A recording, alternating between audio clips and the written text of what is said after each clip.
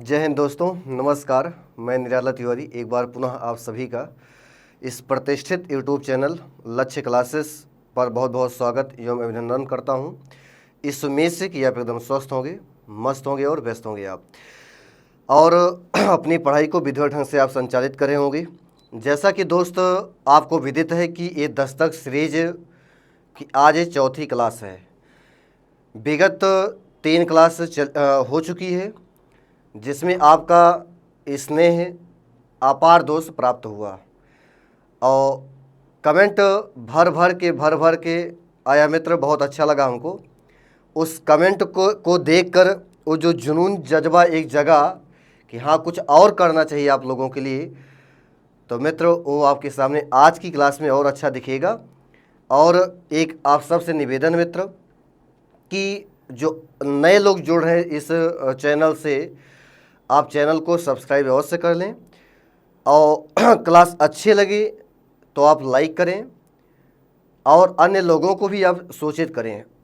जैसा कि मित्र आप जानते हैं कि एक छोटे शहर सुल्तानपुर में एक लक्ष्य क्लासेस सुल्तानपुर के नाम से एक चैनल जो काफ़ी ग्रोथ कर रहा है, इसमें आपकी ही सहभागिता है, इसमें हमारा कोई रोल नहीं हो, सब आपकी ही देन है।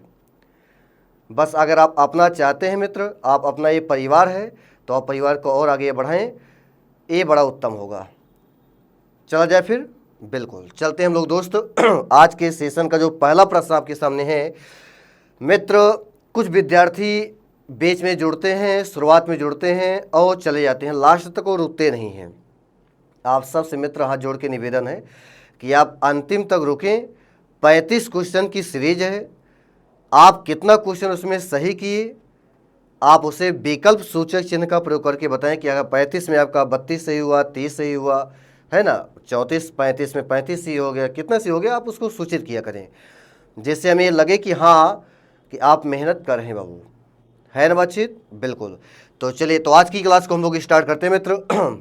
आपके सामने मित्र आज की क्लास का पहला प्रश्न पढ़ें और मित्र सोचें आप कि इस प्रश्न का उत्तर क्या होना चाहिए। वो निम्नलिखित में से किसका प्रयोग सरकारी स्तर पर अधिकतर भारतीय गजटों में प्रकाशित सरकारी नियम, आदेश, अधिकार और नियुक्तियों की सूचना के प्रसंग में होता है। मित्र आप जानते हैं कि हम आप अभी आगामी पेट की परीक्षा अक्टूबर माह में प्रस्तावित है, और उस पेट के तहत जो मुख्य परीक्षा आप देने के लिए जाओगे, जिसमें आगामी VPO का, BDO का, वन दरोगा का, ऐसे आज जूनियर असिस्टेंट का और बहुत सारे एग्ज़ाम जो उस पेट के द्वारा कराए जाएंगे। और हो सकता है तो पेट में भी क्वेश्चन पूछ लिया जाए, क्योंकि यूपीएससी एक ऐसा विभाग है जो क्वेश्चन को बहुत बेशुमार ढंग से सेट करता हो, और जिसमें एक पत्र लेखन आपका टाइटल है, उसका उसी से मित्र ये आपके सामने प्रश्न लिया गया है। तो पूछा कहाँ गया आप स्वयं देख सकते हैं मित्रों, और बेहतर प्रश्न है जो सोचने के लिए आपको मजबूर कर देगा। पहला ऑप्शन इसमें क्या लिखा गया, कार्यालय आदेश। बी ऑप्शन आप उसे अधिसूचना कहेंगे। सी ऑप्शन आप ज्ञापन कहेंगे। डी ऑप्शन परिपत्र कहेंगे। आप छोटी परीक्षा अगर आप देने जाएंगे, जैसे अगर आप UPP और UP दरोगा में अगर आप बैठोगे, तो कभी कभी इनकी अंग्रेजी पूछ लेता कि अधिसूचना को अंग्रेजी में क्या कहते हैं, परिपत्र को अंग्रेजी में क्या कहते हैं मित्रों, तो हम लोग उसको आगे देखेंगे। परंतु आप इस प्रश्न का उत्तर जरा लगाएं दोस्त, क्या होना चाहिए उत्तर वो कि अब किसका प्रयोग सरकारी स्तर पर अधिकतर भारतीय गजटों में प्रकाशित सरकारी नियम या आदेश, अधिकार और नियुक्तियों की सूचना देने के प्रसंग में आप किसका प्रयोग करते हैं मित्र। तो जो आपका उत्तर होगा, हाँ बिल्कुल, क्या होना चाहिए वो उत्तर, बिल्कुल, तो आपका जो उत्तर होगा मित्र वो बी फॉर बाहुबली, बिल्कुल सही उत्तर बहु। इसमें उत्तर आपका क्या होगा मित्र, बी बिल्कुल सही उत्तर हो। अब आप मित्र, अच्छा आपके सामने और भी ऑप्शन है, और ऑप्शन का इसमें क्या रोल मित्र, कार्यालय आदेश क्या होता है, वो ज्ञापन क्या होता है, परिपत्र क्या होता है, इसका प्रयोग कहाँ हम लोग करते हैं वो। तो कार्यालय आदेश का प्रयोग हम वहाँ करते हैं दोस्त, जैसे मान लीजिए कि कोई सरकारी विभाग है या मंत्रालय है या कोई अर्ध सरकारी विभाग है या कोई व्यावसायिक संस्थान है, जिसमें जो अपर अधिकारी होते हैं, वो अपने जो वरिष्ठ अधिकारी होते हैं वो अपने कनिष्ठ कर्मचारियों को निर्देश देने के लिए जो पत्र का प्रयोग करते हैं मित्र, उसे हम क्या कहते हैं? उसे हम कहते हैं मित्र कार्यालय आदेश कहा जाता है। क्या कहते हैं उसको हम? कार्यालय आदेश। ज्ञापन किसे कहते हैं? तो मित्र ज्ञापन हम आप भी सौंप देते हैं कभी कभी। कैसे, जरा समझें आप। जब किसी व्यक्ति के द्वारा या किसी व्यक्ति समूह के द्वारा अपनी मांगों को पूरा कराने के लिए आप किसी उच्च अधिकारी को, जैसे जिलाधिकारी को, आप जो अपनी मांग रखते हो लिख कर जिस पन्ने पर, उसी को हम क्या कहते हैं मित्र? ज्ञापन कहते हैं, जिसको अंग्रेजी में आप कहते हैं मेमोरेंडम। कार्यालय आदेश को अंग्रेजी में क्या कहते हैं? Office order. अच्छा, परिपत्र क्या होता है फिर? परिपत्र को अंग्रेजी में बाबू कहते हैं सर्कुलर। परिपत्र क्या है? तो मित्र जब एक ही विभाग के अंतर्गत एक ही समय में एकाधिक सूचना या कोई निर्देश या कोई आदेश देना होता है, एक ही समय में और एक ही मंत्रालय या एक ही कार्यालय में या एक ही व्यवसायिक संगठन के अंदर में भीतर, तो मित्र जो वहाँ पे सूचना दी जाती है वो उसी को हम क्या कहते हैं? परिपत्र अर्थात सर्कुलर कहा जाता है। तो मित्र आई होप कि आप पूरी बात को समझे होंगे। इस प्रश्न का जो उत्तर होगा मित्र वो बी फॉर बाहुबली, बिल्कुल सही उत्तर बाबू। चलिए हम लोग चलते हैं अगले प्रश्न के ऊपर। बने रहिए मित्र, बहुत अच्छे क्वेश्चन आज लेकर आए हैं आपके सामने हम। और अगर आपका ऐसे प्यार बना रहा मित्र तो क्वेश्चन क्या मित्र, थियरी भी आपकी स्टार्ट होगी और एकदम शून्य से स्टार्ट करेंगे। बासमी ना, बिल्कुल। चलिए अगला क्वेश्चन जरा देखो, वो आपके सामने क्या लिखा गया कि छठा विश्व हिंदी सम्मेलन कहाँ पे संपन्न हुआ था। मित्र ये पूछा गया प्रश्न कहाँ पर? दरोगा में पूछा गया प्रश्न है, लेकिन यहाँ टैग नहीं लिखा गया है। तो जरा बताइए आप कहाँ पे छठा विश्व हिंदी सम्मेलन हुआ था वो? पहला ऑप्शन नई दिल्ली, पोर्ट ऑफ स्पेन अर्थात त्रिनिदाद, और पोर्ट लुई अर्थात मॉरिशस, लंदन, ब्रिटेन। तो कहाँ पे होगा मित्र, जरा सोचें आप, कौन सा छठा विश्व हिंदी सम्मेलन? तो मित्र बिल्कुल जो आपका उत्तर होगा मित्र ओडी फॉर दरोगा, बिल्कुल सही उत्तर है। अब यहीं से अगर हम आपसे पूछें कि विश्व हिंदी सम्मेलन अब तक कितनी बार हुआ, तो मित्र अब तक 12 बार हुआ है। आप एक एक बात को जरा सुन ले, कहाँ पे कौन सा हुआ था?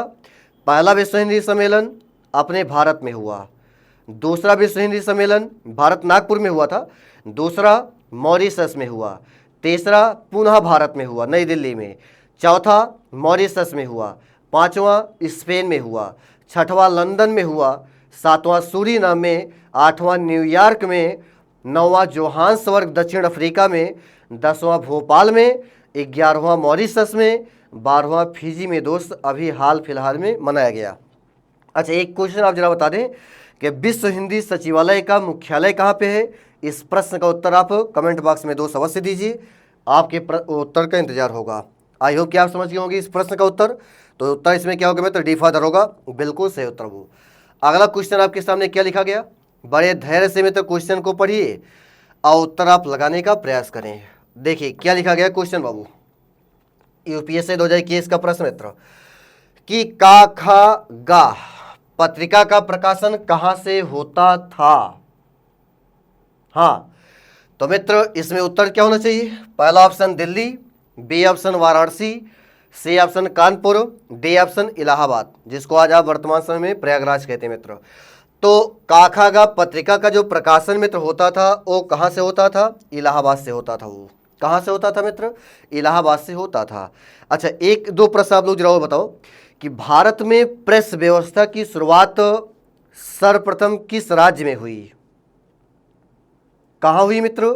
बिल्कुल गोवा में हुई। कहाँ पे हुई? गोवा में।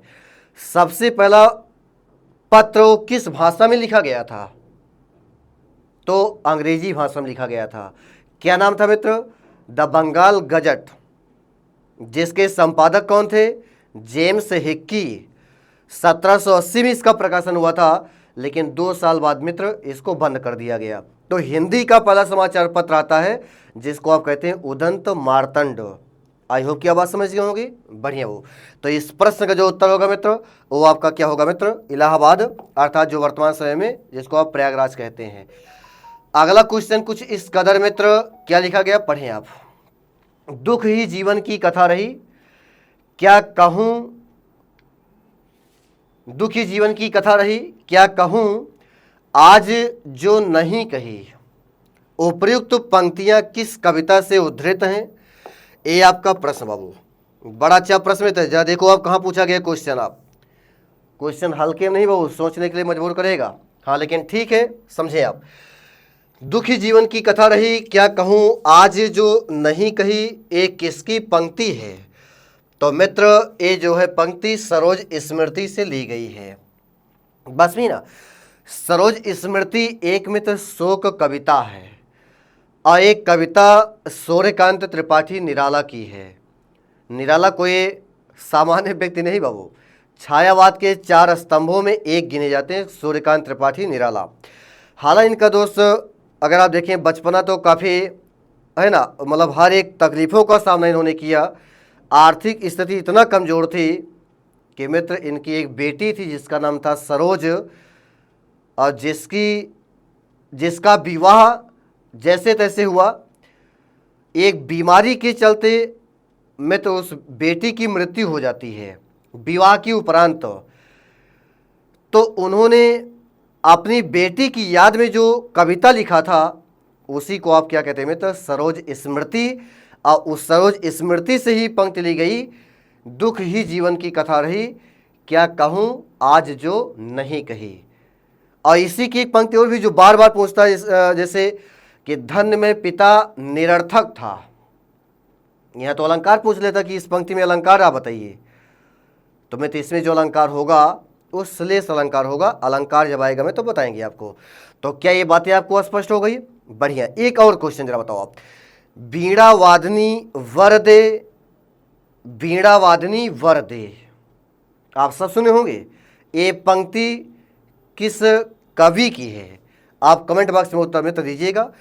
चलते आगे हम लोग बात को लेकर। बाकी सब रचनाएं तो निराला की ही है आप ये, लेकिन जो पंक्ति थी मित्र ये सरोज स्मृति से ली गई थी। आई होप की बात समझ गए होंगे। चलते हैं अगले प्रश्न पे हम लोग। अगला प्रश्न में तो आपके सामने क्या लिखा गया पढ़ें आप। यौगिक शब्द की रचना के आधार हैं, कहाँ पूछा गया प्रश्न में तो देख लीजिए आप। पहला ऑप्शन उपसर्ग एवं प्रत्यय, बी ऑप्शन उपसर्ग प्रत्यय संधि और समास, संधि एवं समास से इनमें से कोई नहीं। क्या उत्तर होना चाहिए बाबू। देखिए आप, यौगिक शब्द की रचना के आधार क्या है मित्र, पहले आप ये जानिए। अगर कोई भी शब्द बनेगा में तो 4 तरीके से ही बनता है। एक प्रश्न आता है कि शब्द संरचना की इकाई कितनी होती है। शब्द संरचना की इकाई कितनी होगी, तो मित्र आपका जो उत्तर होगा वो कितना होगा, 4। 4 क्या मित्र, एक संधि, एक समास और एक उपसर्ग और एक प्रत्यय। संधि, समास, उपसर्ग और प्रत्यय मित्र ये 4 तरीके से आप शब्द का निर्माण करते हो। अच्छा मान लीजिए कि अगर इन 4 से कोई शब्द ऐसा हो जो ना बने तो मित्र उसे आप कहते हैं रूढ़ शब्द। क्या कहते हैं, रूढ़ शब्द। और कोई भी शब्द ऐसा हो जो संधि का हो, उपसर्ग और प्रत्यय का हो, परंतु समास में एक होता है बहुब्रीहि समास। बहुब्रीहि समास को छोड़ दीजिए आप बहुब्रीहि समास को छोड़ दीजिए मित्र। बाकी जो शेष समास है, अव्ययभाव, तत्पुरुष, कर्मधारय, देगो, द्वंद्व, 5 की कौन एग्जाम्पल हो, संधि का कोई उदाहरण हो, उपसर्ग प्रत्यय का कोई उदाहरण हो, बहुब्रीहि समास को छोड़कर शेष समास का कौन उदाहरण हो, में तो सारे शब्द क्या कहलाते हैं, वो सब यौगिक शब्द कहलाते हैं। अर्थात है तो समास भी इसमें शामिल, केवल एक को छोड़कर, है ना बातचीत। तो मैं तो यौगिक जो शब्द की रचना का आधार है वो उपसर्ग भी है, प्रत्यय भी है, संधि भी है और समास भी है। अर्थात उत्तर आपका जो होगा मैं तो बी फॉर बाहुबली बिल्कुल सही उत्तर होगा। अच्छा, आप इस सोचे होंगे कि अगर बहुब्रीहि समास का उदाहरण आ जाएगा तब क्या कहेंगे। हाँ, जायज प्रश्न बाबू। तो मैं तो उसे आप कहते हैं योग रूढ़ शब्द। समझ गई बातचीत? बिल्कुल। तो इस प्रश्न का जो आपका उत्तर होगा मित्र वो बी फॉर बाहुबली बिल्कुल सही उत्तर है। क्यों, ये आप समझ गए। वो अगला प्रश्न जरा देखिए आप क्या लिखा गया। धैर्यता से मित्र एक एक प्रश्न का उत्तर आप लगाते रहिए। अगला प्रश्न आपके सामने कुछ इस कदर यूपीएससी 2017 का प्रश्न है वो देखिए आप। हिंदी अकादमी का सलाका पुरस्कार सबसे पहले किसे दिया गया, मतलब सलाका सम्मान सबसे पहले किसको दिया गया था। तो मित्र आप जानते हैं कि हिंदी संस्थान दिल्ली में है और दिल्ली सरकार के द्वारा इस सम्मान को मित्र दिया जाता है। कौन से सम्मान को? सलाका सम्मान को। तो जो सबसे पहले सलाका सम्मान दिया गया था मित्र वो दिया गया था किसको? डॉक्टर रामविलास शर्मा को दिया गया था। बस में ही ना? तो बिल्कुल, तो आपका जो उत्तर यहाँ पे होगा मित्र वो सी फॉर कांस्टेबल बिल्कुल सही उत्तर हो। अगला क्वेश्चन जरा देखिए आप क्या लिखा गया देखिए वो आप। ज्ञानपीठ पुरस्कार किस क्षेत्र में श्रेष्ठ कार्य करने पर मित्र दिया जाता है? ज्ञानपीठ पुरस्कार इसके पहले भी हम लोग चर्चा किए थे, लेकिन इसकी भाषा अलग है और विकल्प अलग हो। यूके टेट, उत्तराखंड टेट का पूछा गया प्रश्न बाबू। हमने कहा ना ये पूरी जो क्लास है ये हर जगह घूमेगी, ये किसी खास परीक्षा को फोकस नहीं हो। ज्ञानपीठ पुरस्कार किस क्षेत्र में श्रेष्ठ कार्य करने पर दिया जाता है? तो आपका उत्तर क्या होगा बाबू? उत्तर होगा मित्र लिटरेचर अर्थात साहित्य में अगर आप बेहतर कार्य करते हो तो मित्र उसके लिए ज्ञानपीठ पुरस्कार भारतीय ज्ञानपीठ न्यास संस्था के द्वारा दिया जाता है और ये प्रत्येक वर्ष मित्र दिया जाता है। समझ गए बातचीत ना? हाँ, शुरुआत इसकी होती 1965 में, जिसमें पहला सम्मान गोविंद शंकर कुरुप को मिला था मलयालम भाषा के लिए। उनकी एक खास रचना थी ओढ़क्को झल के लिए। बाकी शेष हम लोग आगे पढ़ेंगे। लेकिन और भी जो इसमें ऑप्शन है जरा उनको बारे में जरा सोचो बाबू आप। अगर कोई व्यक्ति सामाजिक सेवा में लगा है तो उसके लिए कौन सा पुरस्कार देंगे आप? तो मित्र उसके लिए आप पद्म विभूषण भी देते हैं, पद्म भूषण भी देते हैं, पद्मश्री सम्मान भी दिया जाता है। जो सामाजिक सेवा में लगा होता हो ये श्रेष्ठ सम्मान है। अच्छा, जो सिनेमा के क्षेत्र में अगर बेहतर काम करेगा तो उसके लिए कौन सम्मान होता है वो? तो मित्र इस पे दो प्रश्न आता है। अगर आप वैश्विक स्तर पर बेहतर कार्य कर रहे हो तो उसके लिए ऑस्कर अवार्ड से सम्मानित किया जाता है। अगर आप भारतीय भूभाग पे बेहतर काम कर रहे हो आप तो मैं तो उसके लिए दादा साहब फाल्के पुरस्कार 2 से दिया जाता है। आई होप क्या बात समझ गए होंगे। बाकी विज्ञान के क्षेत्र में अगर आप उत्कृष्ट कार्य करोगे तो राष्ट्रीय विज्ञान पुरस्कार से मित्र नवाजा जाता है। तो आई होप कि आप इस प्रश्न को उत्तर समझे होंगे। उत्तर क्या होगा मित्र? डी फादर होगा बिल्कुल सही उत्तर है।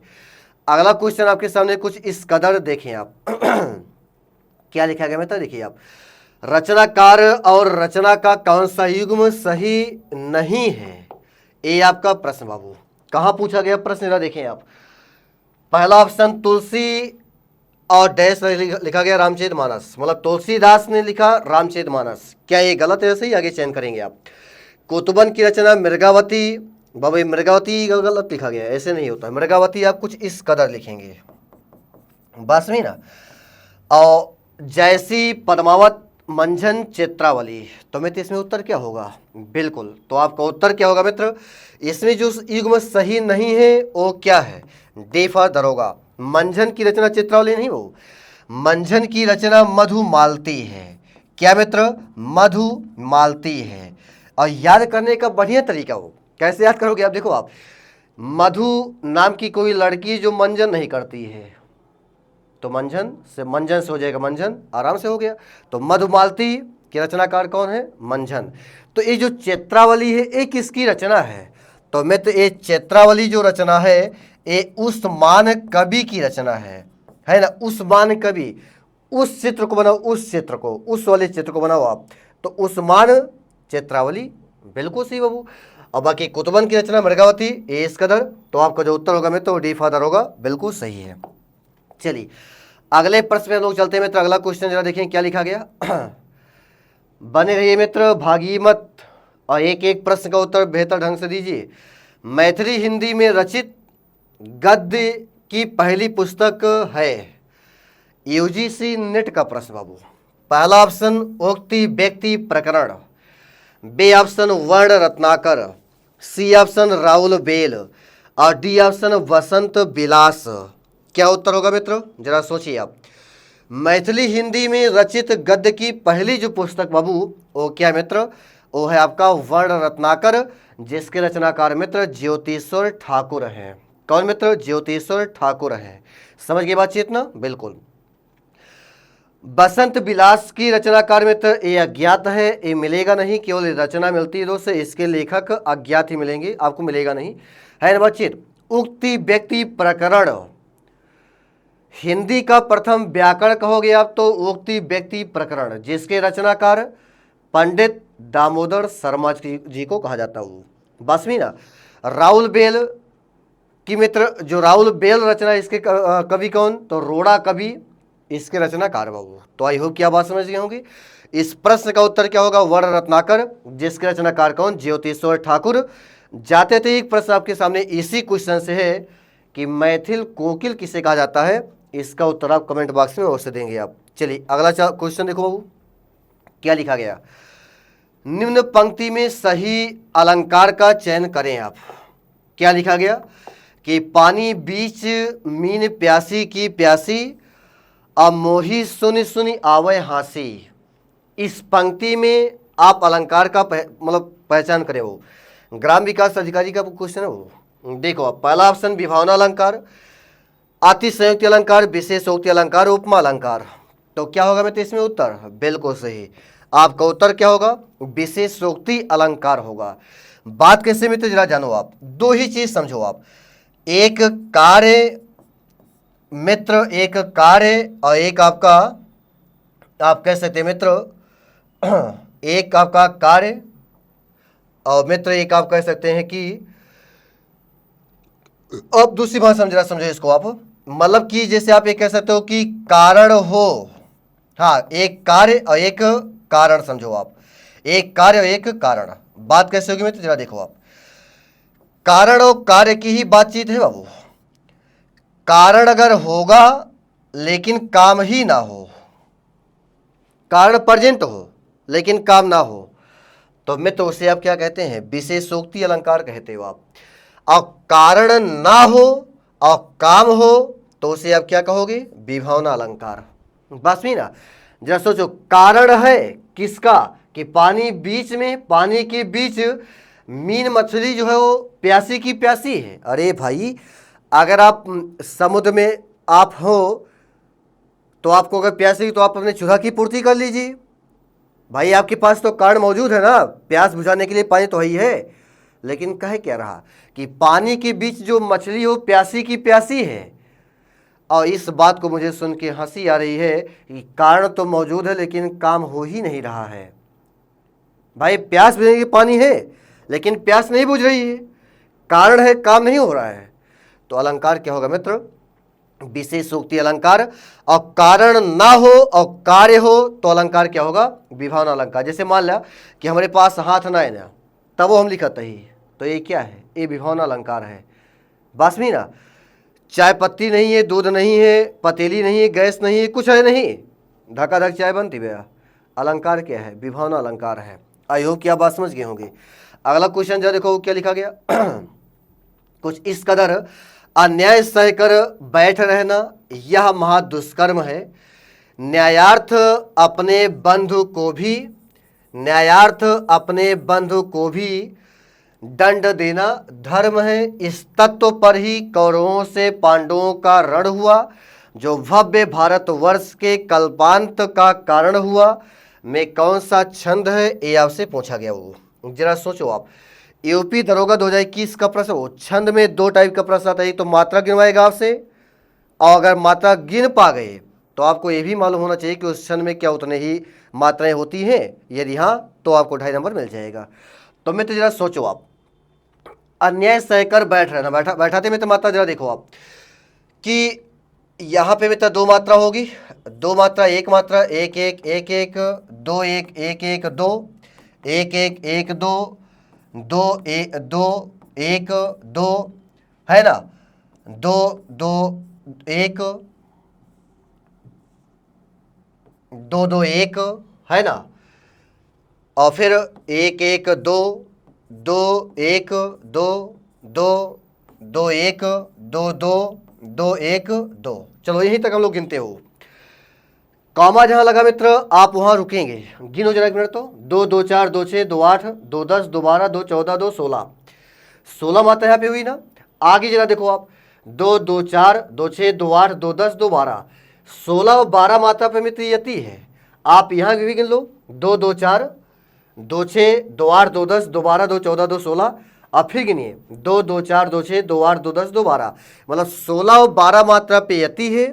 टोटल 28 मात्राएं हैं। तो मित्र उसे आप कहते क्या हो? मित्र उसे आप कहते हो हरिगीतिका छंद। समझ गए बात ना। तो इस पंक्ति में छंद क्या होगा मित्र? हरिगीतिका छंद। अच्छा, भुजंग प्रयात छंद एक ऐसा छंद है, ये मित्र वाणी छंद है, जिसमें मित्र आपको मिलेगा 12-12 वर्ण। मालनी छंद में कितने वर्ण होंगे? 15 वर्ण। यहाँ मात्रा की बात नहीं, यहाँ वर्ण की बात होती है। शार्दुल विक्रीडी छंद में मित्र 19 वर्ण होंगे। तो आप इनको ध्यान रखेंगे, बाकी आगे छंद में आएगा तो इसको हम हल करवाएंगे। तो ये आई होप कि आप समझ गए होंगे। अच्छी बात। वो मात्रा गिनने वाली बातचीत हम लोग क्लास में करेंगे, वो परेशान आप ना हो कैसे मात्रा बैठा दी आप। चलिए आगे देखिए बाबू क्या लिखा गया। विभत्स रस का स्थायी भाव क्या है? एकदम आसान प्रश्न मित्र, पूछा गया लेकिन एकाधिक बार। विभत्स रस का स्थायी भाव क्या है? पहला ऑप्शन शोक, बी ऑप्शन विस्मय, सी ऑप्शन जुगुप्सा और डी ऑप्शन अद्भुत। क्या होना चाहिए उसमें उत्तर? बिल्कुल। तो विभत्स रस का स्थायी भाव क्या होगा? जुगुप्सा। है ना बातचीत? हाँ बिल्कुल। अच्छा, शोक किसका स्थायी भाव होता है मित्र? तो करुण रस का। विस्मय किसका होता है? तो अद्भुत रस का। विस्मय है ना, विस्मय सॉरी किसका होता हो? हाँ अद्भुत रस है ना, अद्भुत रस, ये दोनों एक ही जैसे है। तो आपका उत्तर यहाँ पे क्या हो जाएगा? सी फॉर कांस्टेबल। अगला क्वेश्चन है देखो, अगला क्वेश्चन आपके सामने मित्र इस कदर देखिए, एक क्वेश्चन में तो थोड़ा सा आपको तकलीफ दे होगा कि इसमें करना क्या यार। मित्र एक टाइटल होता है यूपीएससी में पूछा जाता है, जिसको हम कहते हैं क्रमबद्धता। क्रमबद्धता जो होता है वो दो प्रकार का होता है, एक अनुच्छेद क्रमबद्धता और एक होता है मित्र पैराग्राफ क्रमबद्धता। अनुच्छेद में थोड़ा बड़ा डाटा आता है उसमें, और पैराग्राफ में तो छोटा छोटा आता है, जैसे ये लाइन लिखा गया। और इसमें आपको पूरी एक पंक्ति का पहला हिस्सा 1 नंबर गिनती बना के देगा, लास्ट हिस्सा 6 नंबर गिनती बना के देगा, बाकी बीच का हिस्सा काट काट के 4 ऑप्शन में वो रखेगा और उनको आगे पीछे कर देगा, मतलब उनका क्रम जो आगे पीछे कर देगा। आपको उसी को तय करना है कि पहले के बाद फिर कौन आएगा, फिर कौन आएगा, पूरा एक वाक्य, ताकि एकदम शुद्ध तरीके से बन जाए।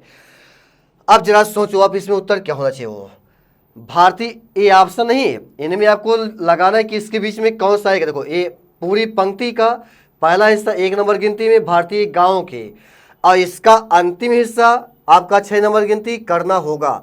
बाकी बीच का हिस्सा ये 4 ऑप्शन में यार अलावा में आपको दिया गया, और ये 4 ऑप्शन में है आपके सामने कि इसमें आप क्या लगाओगे। बस में ना, जरा सोचो आप उत्तर। अब विकल्प को ध्यान में ही रखिए आप काम करिएगा। हमने कहा भारतीय गांवों के, अब इसमें देखो पहला ऑप्शन में ला है, अब इसके बाद ला जरा बोलो आप, ला कहाँ पे है? भारतीय गांवों के और राज्य सरकारों को। अब तो अरे के बाद और कैसे आएगा यार, तो ये तो वाला ऑप्शन वैसे ही गलत हो गया, हटाओ इसको आप फिर आगे देखो आप बी वाला ऑप्शन जरा देखो, भारतीय गांवों के रा पे कौन? सुधार के लिए, बिल्कुल भारतीय गांवों के सुधार के लिए। या पे कौन है? अभी भारत सरकार को। ला पे कौन है? ला पे। और राज्य सरकार को वा पे कौन है? बहुत प्रयत्न करना होगा। बिल्कुल सही उत्तर बाबू।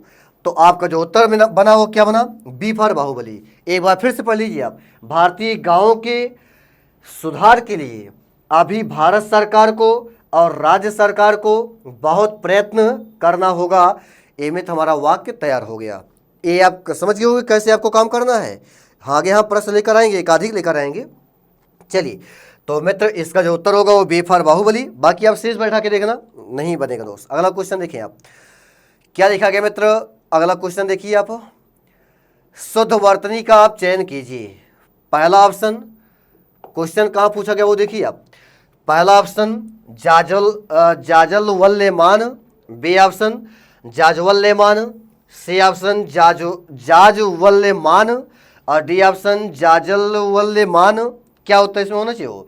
तो जो आपका उत्तर होगा तो जाजवल्यमान अर्थात बी फॉर बाहुबली बिल्कुल सही उत्तर हो। बाकी शेष की वर्तनी गलत है, आप इसको ध्यान रखिए। इंपॉर्टेंट क्वेश्चन था वो ध्यान रखिएगा। चलिए अगला प्रश्न आपके सामने, वाक्य में जिसके विषय में कहा जाता है वह है, मतलब वाक्य में आप जिसके बारे में कुछ कहते हो उसे आप क्या कहते हैं?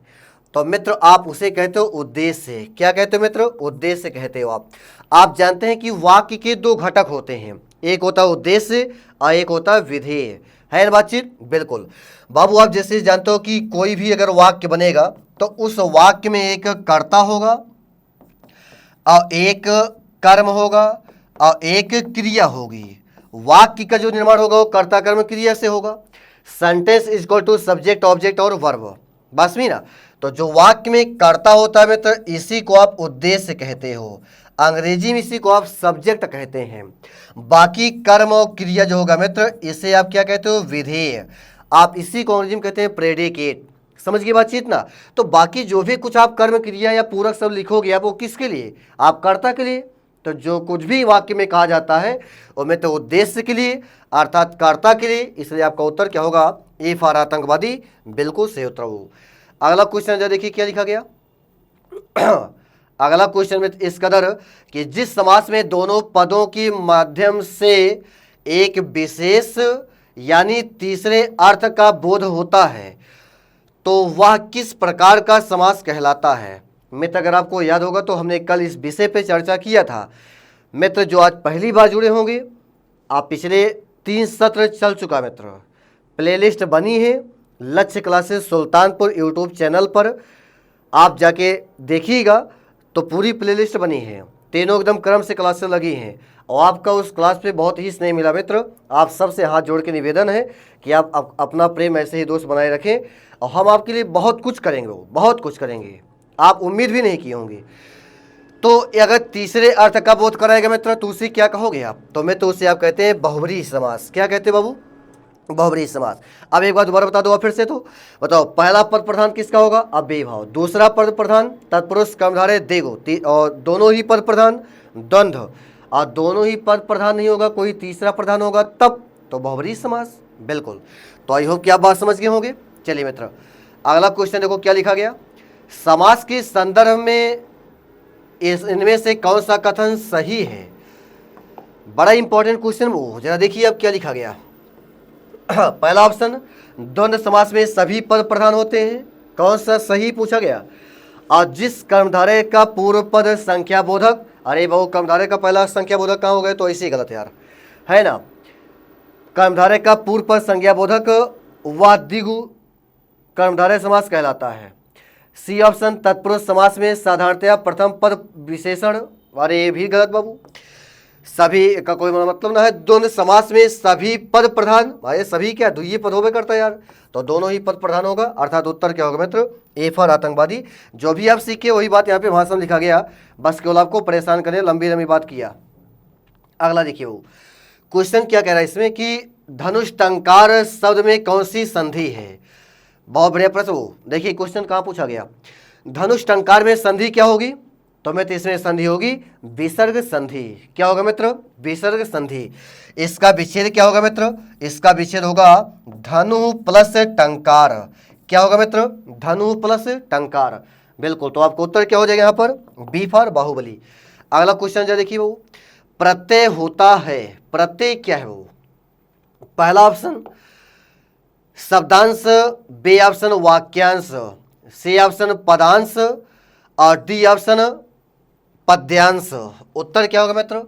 तो प्रत्यय और उपसर्ग मित्र ये दोनों ही क्या होते हैं? शब्दांश होते हैं। ये दोनों ही क्या होते हैं? शब्दांश होते हैं।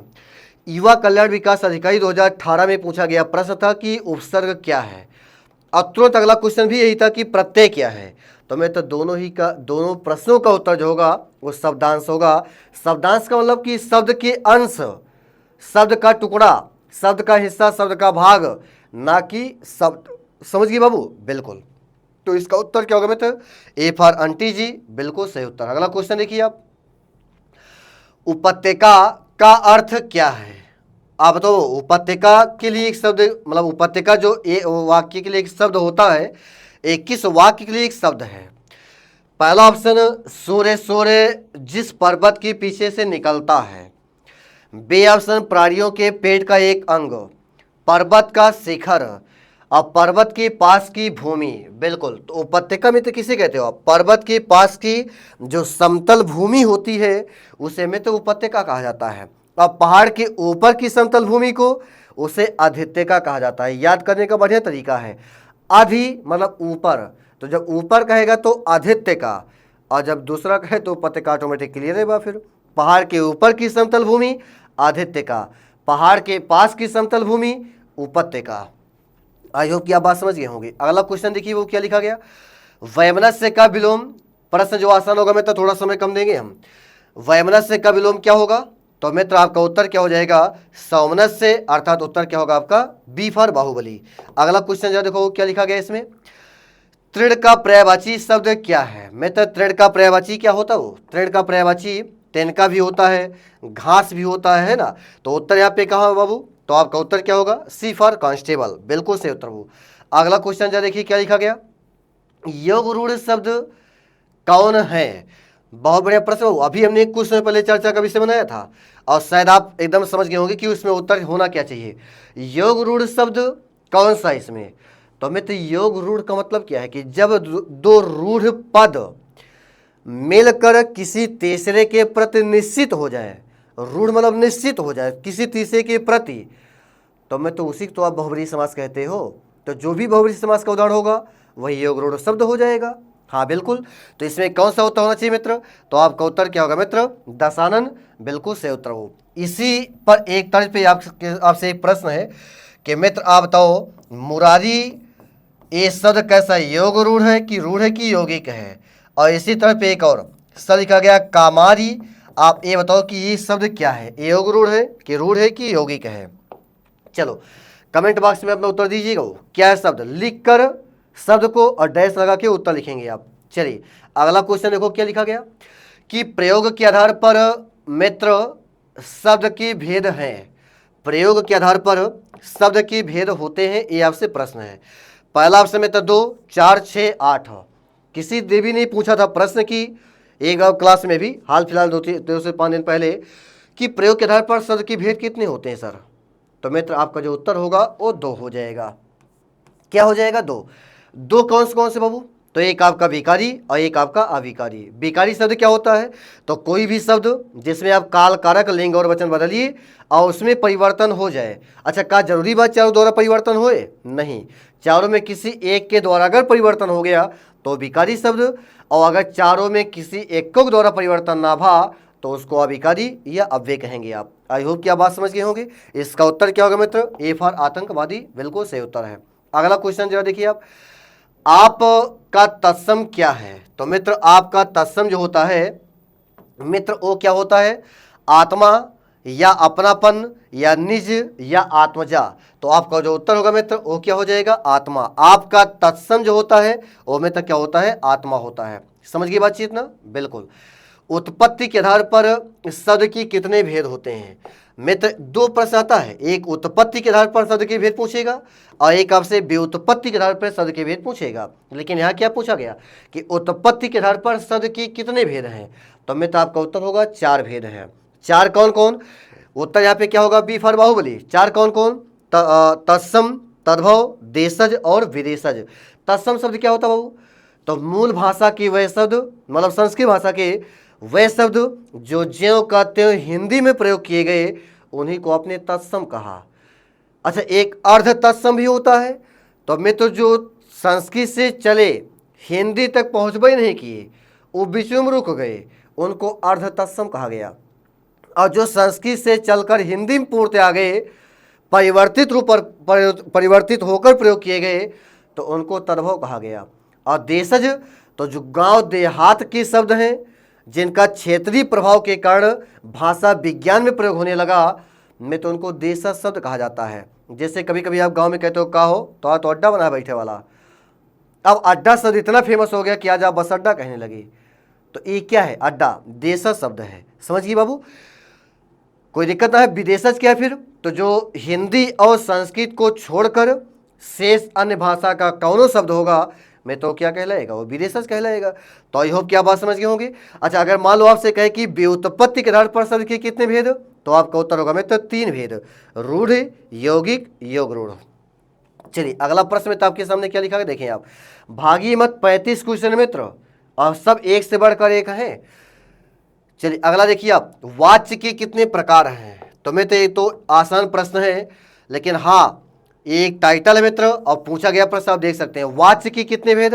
तो मित्र वाच्य के 3 भेद, कौन कौन, कर्तृवाच्य, कर्मवाच्य और भाववाच्य।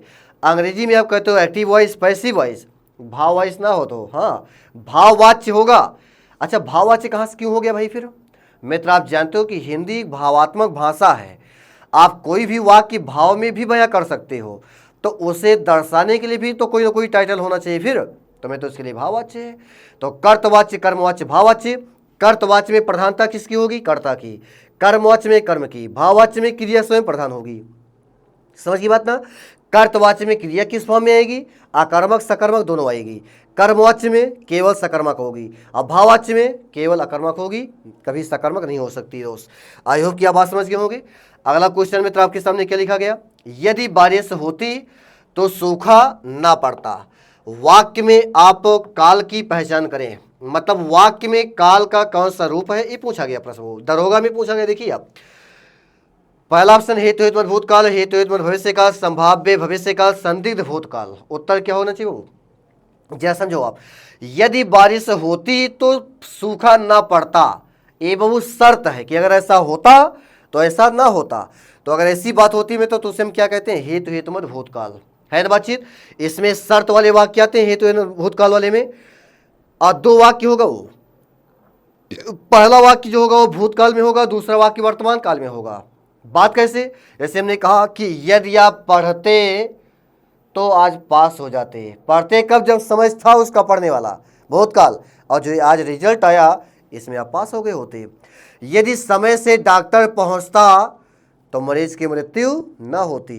पहुंचता कब, जब वो जीवित था, भूतकाल, और जो अभी मर गया वर्तमान समय में, तो मैं तो जिंदा होता, है ना बातचीत। यदि आप समय से पहुंचते तो गाड़ी नहीं छोड़ती, यदि आप मास्क लगाते तो कोरोना नहीं फैलता। ये सारी कंडीशन कहाँ की है, हेतु मत भूतकाल की है। आई होप कि आप बात समझ गए होंगे। अगला क्वेश्चन में तो देखो क्या लिखा गया, कुर्सी पर मास्टर जी बैठे हैं। इस वाक्य में कुर्सी शब्द किस कारक में है, मतलब कुर्सी शब्द में कारक पूछा गया हो। आपको मालूम है तो कि अच्छा कुर्सी के बगल में कौन सा चिन्ह लगा, स्मार्ट तरीका बनाओ, कुर्सी बगल में कौन सा चिन्ह है, पर। तो आपको मालूम कि में और पर, ये में तो किसका चिन्ह होता है, अधिकरण कारक का। तो में और पर की पहले जौने शब्द आएगा वो शब्द में तो अधिकरण कारक की ही बात करेगा, अर्थात उत्तर आपका क्या होगा, डी फादर होगा। बिल्कुल सही उत्तर बाबू। अगला क्वेश्चन जरा देखिए क्या लिखा गया,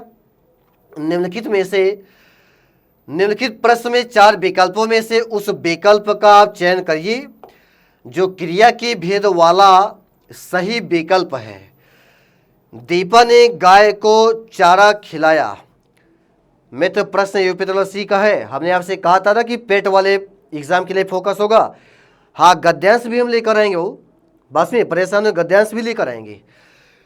तो दीपा ने गाय को चारा खिलाया, इस वाक्य में क्रिया पूछेगी, कौन सी क्रिया होगी।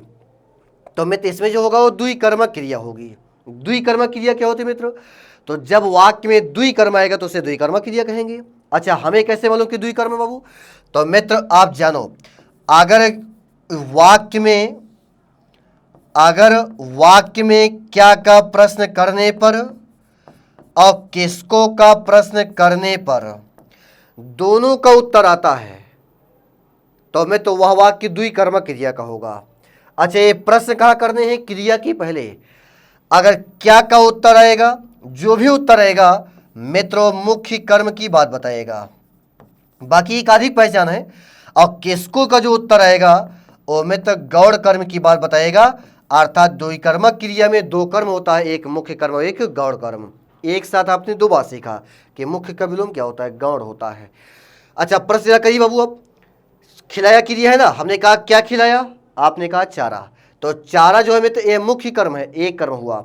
हमने कहा किसको खिलाया, तो आपने कहा गाय को, तो एक कर्म आपका ये हुआ, एक कर्म आपका ये हुआ, तो इसमें द्विकर्म हुआ, इसलिए में तो द्विकर्मक क्रिया का वाक्य है। आई होप कि आप बात समझ गए होंगे। अगला प्रश्न मित्र आपके सामने क्या लिखा गया, पढ़ें आप। क्या लिखा गया, न्यूनतम विशेषण की कौन सी अवस्था है। मित्र आपका उत्तर क्या होगा इसमें, न्यूनतम विशेषण की कौन सी अवस्था होगी। तो आपका उत्तर बिल्कुल मित्र क्या होगा, उत्तम अवस्था। विशेषण की मित्र तीन अवस्थाएं होती हैं, एक मूलावस्था, एक उत्तरावस्था, एक उत्तम अवस्था।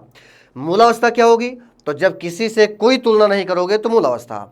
और जब किसी एक पर्टिकुलर पर्सन से आप करोगे तुलना तो उसे उत्तरावस्था कहेंगे आप। और जब एक से अधिक लोगों से तुलना करोगे तो उसे आप कह देंगे उत्तम अवस्था। समझिए बातचीत ना, बिल्कुल। ये एक एग्जाम्पल जरा समझो, जैसे हमने कहा कि मोहन ईमानदार है, यह वाक्य किस अवस्था में है, मूलावस्था। हमने कहा मोहन सोहन से ईमानदार है, तो ये उत्तरावस्था। हमने कहा मोहन सबसे ईमानदार है, तो ये क्या है, ये आपका उत्तम अवस्था। आई होप कि आप बात समझ गए होंगे, कोई दिक्कत ना होगी। वो चलते हम लोग अगले प्रश्न के ऊपर। 35 क्वेश्चन मित्र भागी मत, बस एकदम समाप्ति की छोर पे हम लोग पहुंच रहे हैं धीरे धीरे। अगला प्रश्न आपके सामने निम्नलिखित में से प्रश्न में 4 विकल्प हैं, उस विकल्प का चयन करिए जो रेखांकित शब्द के आधार पर पुरुषवाचक सर्वनाम के भेद का सही विकल्प है। वह कल मुझसे मिलने आएगी, वह के नीचे अंडरलाइन हो, बाकी किसी से कौन मतलब ना है। वह आपसे पूछा गया, एक कौन सा पुरुषवाचक सर्वनाम का भेद बाबू। तो आप जानते हैं कि पुरुषवाचक सर्वनाम के 3 भेद, उत्तम मध्यम अन्य पुरुष। उत्तम पुरुष में 2 शब्द मैं और हम, है ना। मध्यम पुरुष में 3 शब्द तू तुम और आप। अन्य पुरुष में यह वह ए और वह। क्या वह वह ही लिखा गया, हाँ बिल्कुल। तो उत्तर क्या होगा आपका, अन्य पुरुषवाचक सर्वनाम।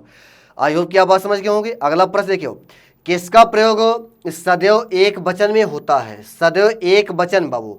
तो आपका उत्तर क्या होगा बाबू, प्रत्येक। क्या होगा मित्र, प्रत्येक। भाई प्रत्येक हो गया, हर एक हो गया, हर कोई हो गया, एक एक हो गया।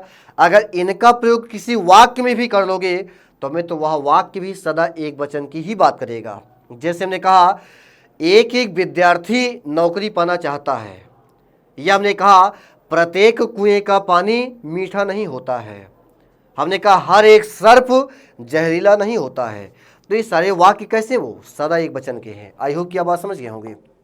अगला मित्र बस 35 क्वेश्चन लास्ट से आप पहुंच रहे हो एकदम। निम्न में से पुल्लिंग शब्द कौन सा है, इनमें पुल्लिंग शब्द जरा पहचानो आप।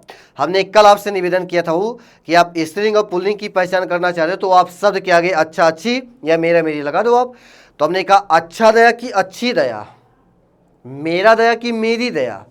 जरा सोचो आप, अच्छी प्रार्थना कि अच्छा प्रार्थना, तो शायद तो अच्छी प्रार्थना बाबू। पूछा क्या है, पुल्लिंग पूछा गया, अच्छी प्रार्थना, तो ये तो गलत हो गया। अच्छा वायु की अच्छी वायु, वायु चल रही कि वायु चल रहा है, वायु चल रही बाबू।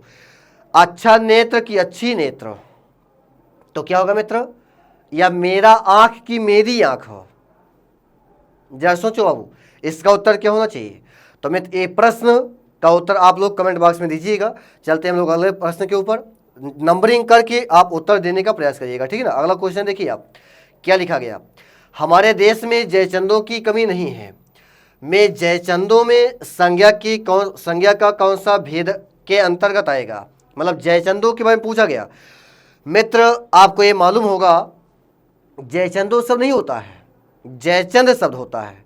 जयचंद किसी का नाम हो सकता है, भाई कन्नौज का राजा था जयचंद, पृथ्वीराज चौहान का लंगोटिया यार था, लेकिन जयचंद अपने मित्र के साथ दोस्त विश्वासघात किया था। आप सबको इतिहास में मालूम होगा कि तराइन के दूसरे युद्ध में वो साथ किसका दिया था, मोहम्मद गोरी का, और सारी कमी जाके बता दिया किसको, मोहम्मद गोरी से पृथ्वीराज चौहान की, और उसी कमी का फायदा उठाकर मोहम्मद गोरी ने धड़ से अलग कर दिया था। अंततः तो भी मारा गया, लेकिन मित्र अब उसके पीछे कहानी वहाँ नहीं बताएंगे हम आगे पूरा आपको। लेकिन जयचंद अपने मित्र के साथ विश्वासघात किया, तो मित्र जो विश्वासघात करे उसे आप जयचंद करने में कोई गुरेज ना करें आप। तो यहाँ जयचंदो जो है ना, वो किसी व्यक्ति विशेष का नाम नहीं है, वो एक विश्वासघाती व्यक्ति की जाति का बोधक शब्द है। इसलिए आपका उत्तर क्या होगा मित्र, सी फॉर कांस्टेबल, बिल्कुल सही उत्तर हो। क्या ये बात आप समझ गए मित्र, बिल्कुल। तो ये मित्र आज की क्लास का अंतिम प्रश्न था। और भी प्रश्न बाबू यहाँ चलिए, एक और प्रश्न देखें आप, का व्यंजन के विषय में निम्न में से कौन सा सही है। मतलब का के बारे में आप जरा बताओ, इसमें उत्तर क्या होना चाहिए। एकाधिक आपके सामने मित्र इसमें विकल्प में दिया गया बातचीत, जरा देखें आप। अल्प प्राण मित्र, थोड़ा गलत लिखा गया, अल्प प्राण है, ठीक है ना। अल्प प्राण, अब अल्प प्राण घोष स्पर्शी कंठ ध्वनि, कंठ ध्वनि। बी ऑप्शन महाप्राण घोष स्पर्शी कंठ ध्वनि, अल्पप्राण घोष संघर्षी तालव्य ध्वनि, महाप्राण घोष संघर्षी कंठ ध्वनि। बाबू आप जानते हैं कि का उच्चारण होता कहां से, कंठ से होता है ना बच्चित। तो कंठ कहां कहां पे, यहाँ पे है, यहाँ पे समय कंठ है बाबू, कोई बात नहीं, आगे बढ़िए आप जानते हैं कि का से लेकर मां तक स्पर्श व्यंजन होता है, बिल्कुल। कहां कहां स्पर्श व्यंजन, एरा स्पर्श, एरा स्पर्श, ए संघर्षी, संघर्षी। हटाओ इन दोनों ऑप्शन को आप, ये बढ़िया तरीका होता है, पीछे से निकालो, पीछे से आप। तो ये बचे केवल दो। आप मित्र आपको मालूम है कि हर एक वर्ग का पहला दूसरा वर्ण क्या होता है, घोष होता है, और तीसरा चौथा पांचवा क्या होता है, सघोष होता है। सघोष का दूसरा नाम क्या होता है, घोष होता है। तो क्या यहाँ पे घोष लिखा गया, हाँ, तो ये भी गलत। हमारा उत्तर क्या होगा, ए फॉर आतंकवादी, बिल्कुल से हो। अल्पप्राण 1 3 5 अल्पप्राण होता है, बाकी ये घोष ही है, स्पर्शी भी है, कंठध्वनि है, बिल्कुल सही उत्तर है। तो मित्र ये आज की क्लास का अंतिम प्रश्न था। आई होप कि आप पूरे प्रश्न को समझ गए होंगे। आज की क्लास आप लोगों को कैसे लगी मित्र, आप इसे कमेंट बॉक्स में अवश्य बताएंगे, अपनी राय अवश्य देंगे आप। क्या ये बेहतर आपके लिए चल रहा है कि कुछ और परिवर्तन होना चाहिए। एक बात और बाबू, क्या ये सीरीज ऐसे चले कि टॉपिक वाइज लेकर आ जाए, एक एक चैप्टर को लेकर आया जाए, ये कैसे हो, आप के कमेंट का इंतजार होगा। ज़्यादा मात्रा में जिस पक्ष में लोग रहेंगे उसी हिसाब से आगामी क्लासें आपकी लेकर आई जाएंगी, बाकी तो ऐसे चलता रहेगा। तो चलिए दोस्त, तो आज उम्मीद करते हैं कि आप लोग बहुत कुछ सीखे होंगे, नया चीज़ है ना। तो आज हम लोग इतना ही रखते हैं, फिर बाकी मिलते हैं कल क्लास में। तब तक आप अपना ख्याल रखिए, मस्त रहिए, अपनों का ख्याल रखिए, स्वस्थ रहिए, और मिलते हैं फिर। वो कहते ना कि हो गई है फिर पर्वत सी पिघलनी चाहिए, इस हिमालय से फिर कोई गंगा निकलनी चाहिए।